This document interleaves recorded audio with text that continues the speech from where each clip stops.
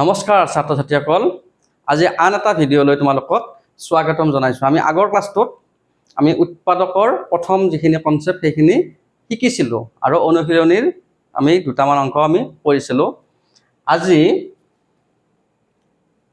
আমি তলৰ 4 নম্বৰ আৰু 5 নম্বৰ এই দুটা অলপ কৰিম, তাৰপিছত আমি নেক্সট চেপ্টাৰটোলৈকে যাম। 4 নম্বৰটোত কি দি আছে যে তলৰ প্ৰথম সংখ্যাটো দ্বিতীয় সংখ্যাটোৰ উৎপাদক হয় নে নহয় সেইটো পৰীক্ষা কৰা। প্ৰথম সংখ্যাটো, এইটো প্ৰথম সংখ্যা কি আছে? প্ৰথম সংখ্যাটো আছে 3। প্ৰথম সংখ্যাটো দ্বিতীয় সংখ্যাটোৰ উৎপাদক হয় নে নহয় পৰীক্ষা কৰিব দিছে। যেনে প্ৰথম সংখ্যাটো আছে 3, প্ৰথমটো দ্বিতীয় সংখ্যাটোৰ উৎপাদক হয় নে নহয়। উৎপাদক হ'ব লাগিলে কি হ'ব লাগিব আমি আগতে পাই আহিছোঁ, সেইটো হ'ল প্ৰথম সংখ্যাটোৰ দি দ্বিতীয় সংখ্যাটোক সম্পূৰ্ণ হৰণ যাব লাগিব। এতিয়া তোমালোকে নিজে চাই কোৱাচোন, 27ক 3 দি হৰণ যাব না নাযায়? এইটো আমাৰ নিয়ম কিছুমান আছিল, সেই নিয়মটোদি আমি কৰিব পাৰোঁ যে 27ক আমি 3 দি হৰণ যাব না নাযায়? 3 দি হৰণ যাব নে নাযায়? তোমালোকে হৰণ কৰিও চাব পৰা, আৰু যদি বিভাজ্যতাৰ যদি সূত্ৰটো আছে, নিয়মটো যদি জানা, 3ৰে বিভাজ্যতাৰ যিটো নিয়ম সেইটো যদি জানা, তেতিয়াহ'লে তোমালোকে সেইটো কৰিব পাৰিবা। এতিয়া কথাটো হ'ল 3 দি হৰণ যোৱাৰ যিটো সূত্ৰ সেইটো কি আছিলে যে যদি এটা সংখ্যাৰ অংককেইটাৰ যোগফলটোক যদি 3 দি হৰণ যায়, তেতিয়াহ'লে গোটেই সংখ্যাটোকে 3 দি হৰণ যাব। যেনে এটা অংক কি আছে? 2 আৰু 7 আছে। 2 আৰু 7 যোগ কৰিলে কিমান হ'ব? 9। 9ক 3 দি হৰণ যায়, গতিকে 3 দি 27ক হৰণ যাব, সম্পূৰ্ণৰূপে হৰণ যাব। যিহেতু 3ৰে 27ক সম্পূৰ্ণৰূপে হৰণ যাব, গতিকে 3টো হ'ল 27ৰ এটা উৎপাদক। তোমালোকে কেনেকৈ কৰিবা অংকটো? যে এনেকৈ লিখা আছে, ধৰা হ'ল এই নম্বৰটো আছে 3 এনেকৈ আছে। সমাধানটো কেনেকৈ দিবা?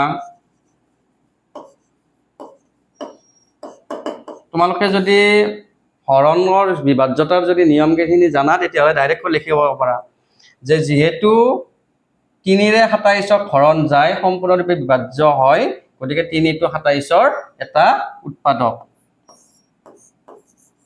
যিহেতু 27ক 3ৰে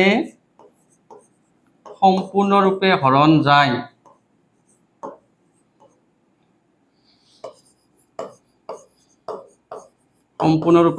যায়, গতিকে 3 27ৰ এটা 3 হ'ল 27ৰ এটা উৎপাদক।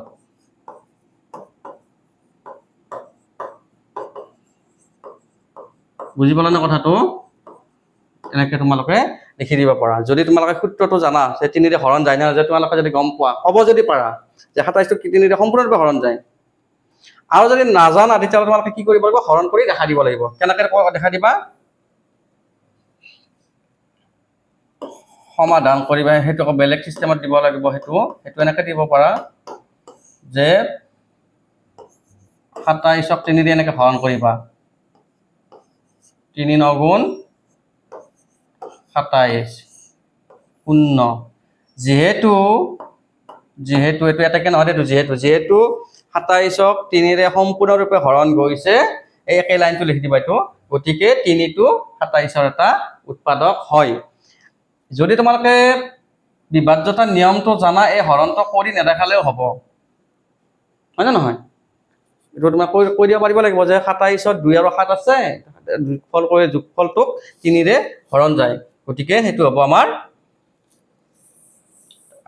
3টো হ'ব 27ৰ এটা উৎপাদক। ঠিক তেনেকৈ বাকীকেইটাও তোমালোকে কৰিবা। যদি কোনোবাটো যদি নোৱাৰা, তেতিয়াহ'লে মোক কমেণ্টত দিবা, মই সেইকেইটা কৰি দিবৰ কাৰণে চেষ্টা কৰিম। ঠিক আছে? এইবাৰ বাকী গোটেইকেইটা একেই চিষ্টেমত কৰিবা। 5ৰে 59 যাব না নাযায়? 5টো 59 এটা উৎপাদক হয় না নহয় সুধিছে আমাক। 144টো 144টো 9ৰ উৎপাদক হয় না নহয়? 343টো 7ৰ উৎপাদক, 343টোৰ উৎপাদক 7 হয় না নহয়? বা 644ৰ উৎপাদক 8 হয় নে নহয় তোমালোকে হৰণ কৰি চাবা যদি সম্পূৰ্ণৰূপে হৰণ যায় তেতিয়াহ'লে প্ৰথম সংখ্যাটো দ্বিতীয় সংখ্যাটোৰ এটা উৎপাদক হ'ব বুজি পালা কথাটো এইবাৰ 5 নম্বৰটো কি দিছে চোৱা যে বাকচৰ ভিতৰত যিবোৰ সংখ্যা বাহিৰৰ সংখ্যাটোৰ এটা উৎপাদক হয় সেইবোৰত গোল চিন দিব দিছে তাৰ মানে বাহিৰত এটা সংখ্যা আছে ইয়াতে কোনটো আছে ধৰা 16 আছে এইকেইটা ভিতৰত যিকেইটা অংক আছে সেইকেইটা অংকৰ যদি সেইটোৰ উৎপাদক হয় উৎপাদক কেইটাত গোল চিন দিব দিছে তাৰমানে 16ৰ যিকেইটা উৎপাদক আছে সেইকেইটাত আমি গোল চিন দিম কেনেকৈ চাম গম পাম এতিয়া 16ৰ উৎপাদক হয় না প্ৰথমটো উৎপাদক আমি এইটো কৰা আছে এইটো নকৰো এইটো কৰিম এতিয়া 42 টো বি নম্বৰটো চোৱা 42 টো এইকেইটাৰ উৎপাদক হয় না নহয় আমি চাম যদি সম্পূৰ্ণৰূপে হৰণ যায় তেতিয়াহ'লে এইটো উৎপাদক হ'ব এতিয়া আমি 42 টো 42ৰ উৎপাদক 2 হয় না নহয় চাম 2 দি 42ক হৰণ যাবনে কিয় যাব এককৰ ঘৰত 2 আছে এককৰ ঘৰত যদি 2 থাকে 0 থাকে এককৰ ঘৰত যেটো থাকে হেতুক যদি 2 দি হৰণ কৰিলে সম্পূৰ্ণ হৰণ যায় গোটেই সংখ্যাটোকে 2 ৰে হৰণ যাব এইটো সূত্ৰ মই কৈছো না উৎপাদকৰ ক্ষেত্ৰত বিভাজ্যতা নিয়মখিনি আৰু সেই পূৰণীয়তাখিনি জানিব লাগিব তেতিয়াহে আমি এই অংককেইটা কৰিব পাৰিম এতিয়া 2 ৰে 42ত হৰণ যাব না নাযায় সম্পূৰ্ণৰূপে চোৱা ইয়াৰ এককত কি আছে 2 আছে এককত 2 যেহেতু আছে 2 ৰে হৰণ যায় সেই সূত্ৰ মতে 2 টো 42 2 ৰে গোটেই 42কে হৰণ যাব গতিকে যেহেতু হৰণ যাব গতিকে 2 টো এটা উৎপাদক হ'ব সেইকাৰণে আমি গোল দিম এবাৰ 3 টো হয় না নহয় 42ৰ উৎপাদক আমি কেনেকৈ চাম 3 ৰ নিয়মটো কি আছিল 3 ৰ নিয়মটো হেতু চোৱা 4 আৰু 2 42 4 আৰু 2 ৰ যোগফলটো কৰা 4 আৰু 2 যোগ কৰিলে কিমান হ'ব 6 হ'ব যদি সংখ্যাটোৰ অংক কেইটা যোগ কৰিলে যেটো যোগফল পাম সেই যোগফলটোত যদি 3 ৰে হৰণ যায় তেতিয়া কি হ'ব তেতিয়া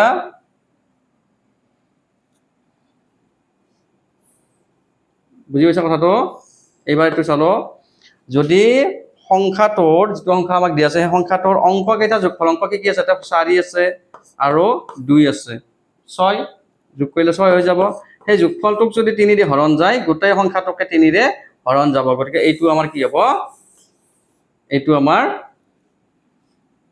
হৰণ যাব গতিকে 2 টো এটা উৎপাদক হ'ল আৰু 3 টো এটা উৎপাদক হ'ল ঠিক তেনেকৈ 4 ৰে চোৱা হৰণ যাব না নাযায় 4 ৰে 42 হৰণ নাযায় 6 ৰে যাব না নাযায় 6 7 গুণ 42 গতিকে 6 টো এটা উৎপাদক হ'ব 7 ৰে যাব না নাযায় 42ক 7 6 গুণ 42 গতিকে 7 টো এটা উৎপাদক হ'ব 12 ৰে 42ক যাব না নাযায় মই কৈছো না তোমালোকক এই যে নেওতাবিলাক মনত থাকিব লাগে 12 ৰে এতিয়া 42ক যাব না নাযায় 12ৰ ভাগটো মাতা তোমালোকে তেতিয়া গম পাই যাবা নহয় তেতিয়া 12 দি 42 হৰণ নাযায় গতিকে 12 টো এটা উৎপাদক নহয় এবাৰ 14 ৰে চোৱা 14 ৰে 42 সম্পূৰ্ণ হৰণ যাব না নাযায় 14 গুণ 14 14 দুগুণ 28 14 3 গুণ 42 সম্পূৰ্ণৰূপে হৰণ যায় গতিকে 14 টো এটা উৎপাদক হয় বুজি পাইছা না কথাটো আমাক এটা দিছে যে বাকচৰ ভিতৰত যিবোৰ সংখ্যা এই বাকচৰ ভিতৰত যিবোৰ সংখ্যা বাহিৰৰ সংখ্যাটোৰ উৎপাদক তাতে তাৰমানে এই চিন দিব দিছে গোল চিন দিব দিছে আমি কেনেকৈ চাম আমি হৰণ যায় না চাম ভালকৈ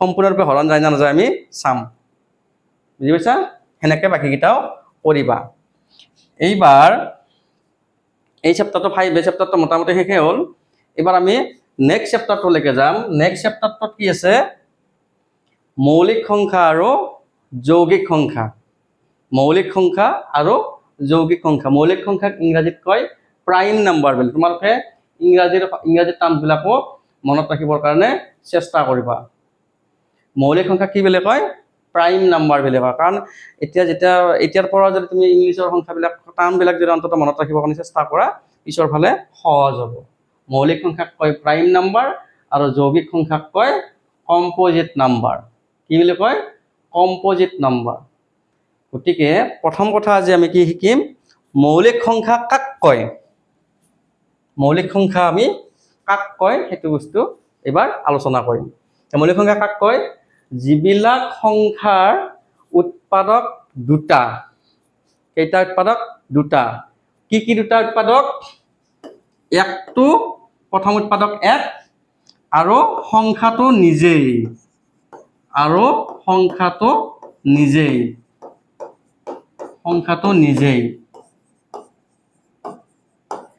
সংখ্যাটো নিজেই যিবিলাক সংখ্যাৰ উৎপাদক মাত্ৰ দুটা এক আৰু সংখ্যাটো নিজেই তাক আমি কি বুলি কওঁ মৌলিক সংখ্যা বুলি কওঁ আকৌ আছে মনত থাকিব বুজি পাইছা যিবিলাক সংখ্যাৰ উৎপাদক মাত্ৰ দুটা সেই দুটা কি হ'ব লাগিব এক আৰু সেই যিটো সংখ্যা সেইটোৱে বুজি পাইছা না চোৱাচোন উদাহৰণস্বৰূপে চোৱা আমি 3 ৰ উৎপাদক চাওঁ দিয়াচোন কেইটা কি হ'ব এতিয়া 3 ৰ উৎপাদক চাওঁ আমি হ'ব 3 ৰ উৎপাদক চাওঁ 3 ৰ উৎপাদক কি হ'ব 1 3 গুণ 3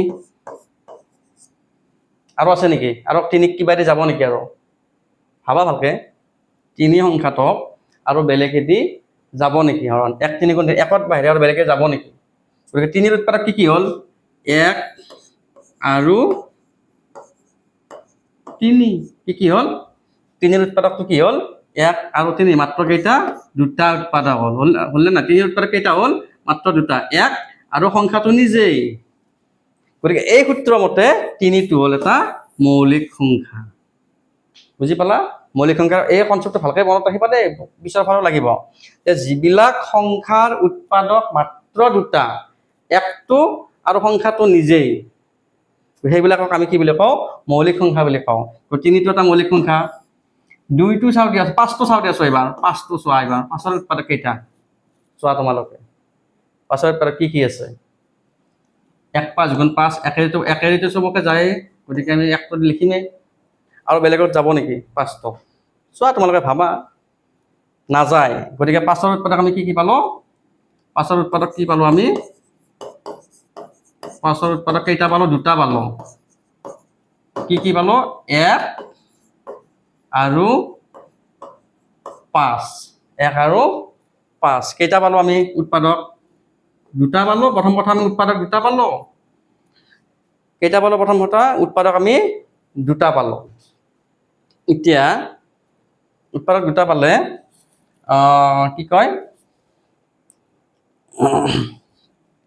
একটো পালো আৰু সংখ্যাটো নিজেই গতিকে সেইটো সেই হিচাপত সেই সূত্ৰ মতে আমাৰ 5টো এটা মৌলিক সংখ্যা হয় ঠিক তেনেকৈ 2টো এটা মৌলিক সংখ্যা হ'ব 7টো এটা মৌলিক সংখ্যা হ'ব তোমালোকে এটা কাম কৰিবা মই হোমৱৰ্ক হিচাপে দিছোঁ হোমৱৰ্ক মানে কি আৰু তোমালোকে নিজৰ কাৰণে ভাল প্ৰথমতে নেওতাখন লিখি ল'বা সৰু নেওতাখন লিখি ল'বা এনেকৈ 1 2 3 এনেকৈ লিখি ল'বা 100লৈকে লিখি ল'বা লিখি লৈ তাতে কোনকেইটা মৌলিক সংখ্যা হ'ব তোমালোকে চিন দি ল'বা যেনেকৈ 2টো হ'ব 3টি হ'ব এনেকৈ কি হয় সেনেকৈ চিন দি যাবা 1ৰ পৰা 100লৈকে ঠিক আছে মৌলিক সংখ্যাটো বুজি পালা যে আকৌ মই ৰিভাইজ কৰি দিছোঁ যে যিবিলাক সংখ্যাৰ উৎপাদক মাত্ৰ দুটা একটো আৰু সেই সংখ্যাটো নিজেই বেলেগ আৰু উৎপাদক নাই তেনেকুৱা সংখ্যাবিলাকক আমি কি বুলি কওঁ মৌলিক সংখ্যা বুলি কওঁ আৰু মৌলিক সংখ্যাক কি বুলি কয় ইংৰাজীত প্ৰাইম নাম্বাৰ বুলি কয় ঠিক আছে এইবাৰ যৌগিক সংখ্যাটো আমি চাই লওঁ যৌগিক সংখ্যা কাক বোলে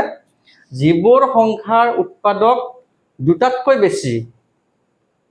দুটাতকৈ বেছি সেইবিলাক আমি কি বুলি কওঁ যৌগিক সংখ্যা বুলি কওঁ কি বুলি কওঁ যৌগিক বা কম্পোজিট নাম্বাৰ যৌগিক সংখ্যা বা কম্পোজিট নাম্বাৰ উদাহৰণস্বৰূপে আমি চাওঁ 6টো চাওঁ দিয়াচোন 6ৰ উৎপাদক কেইটা আমি চাওঁ 6ৰ উৎপাদক কেইটা হ'ব 1 6 গুণ 6 সেইটোতো হ'বই তাৰপিছত 2 দি যাব না 2 3 গুণ 6 আৰু 3 2 গুণ 6 আমি উল্টাটো পাই গ'লো আমি নিলিখো আৰু পিছত এতিয়া 6ৰ উৎপাদক কি হ'ব 6ৰ উৎপাদক